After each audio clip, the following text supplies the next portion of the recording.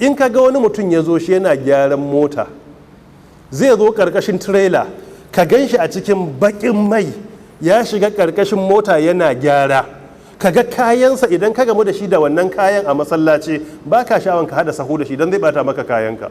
In ka gan shi a wurin da ba ka tsammani sai ka ɗauka mahaukaci ne, kuma wallahi lafiyansa kalau halal yake nema. Me yiwa ka je ka samu matarsa a gida fari sol, gidan ɗakin ta fari sol da AC, ka zo ƙasa ka ga fridge kowane kayan marmari a ciki, idan ka ganta sai ka ɗauka sarauniya ce, sai ka ɗauka sarauniya ne a Saudi Arabia, amma ga mijinta wahalan da yake sha don ya bata wannan kulawa. Ka ga mutum a kasuwa yana dako a kansa, amma sai ka zo gidansa sai ka ga ya mata ɗinki, tana ɗakinta da fanka, tana nan tana hutawa a cikinta.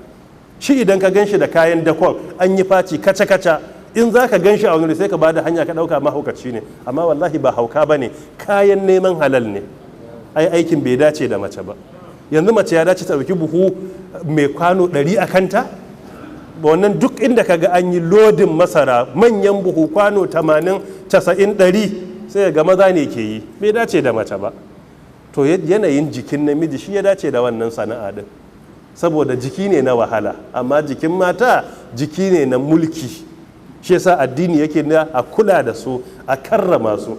Yanzu ko arammomi da kuke gani a nan, in kun ga yadda suke kula da iyalansu da kayan sawa, wallahi sai ka ɗauka aramman wani babban mutum ne a duniya, amma wallahi sanin ayoyin ne kawai da kula da su.